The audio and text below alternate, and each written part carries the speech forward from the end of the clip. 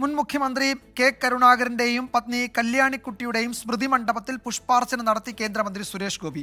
കരുണാകരന്റെ മകൾ പത്മജ വേണുഗോപാൽ ഉൾപ്പെടെയുള്ള BJP നേതാക്കൾക്കൊപ്പമായിരുന്നു സുരേഷ് ഗോപി സ്മൃതി മണ്ഡപത്തിലെത്തിയത്. Lourdes പള്ളിയിൽ സുരേഷ് ഗോപി സ്വർണ്ണക്കൊന്ത സമർപ്പിച്ചു.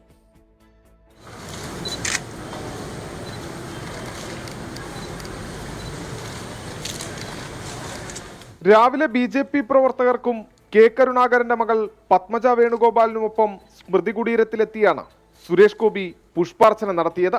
കേരളം കണ്ട കരുത്തനായ ഭരണാധികാരിയാണ് കെ കരുണാകരനെന്നും സന്ദർശനത്തിൽ രാഷ്ട്രീയമില്ലെന്നും സുരേഷ് ഗോപി.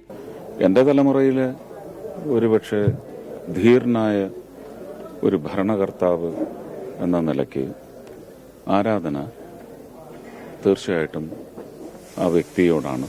പിന്നാലെ ലൂർദ് പള്ളിയിലെത്തി സുരേഷ് ഗോപി സ്വർണ്ണക്കൊന്ത സമർപ്പിച്ചു.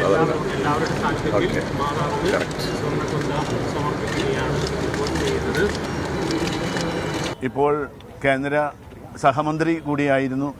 ഇപ്പോൾ നമ്മുടെ പള്ളിയിൽ സന്ദർശിക്കുവാൻ വന്നതിൽ വളരെ സന്തോഷമുണ്ട്.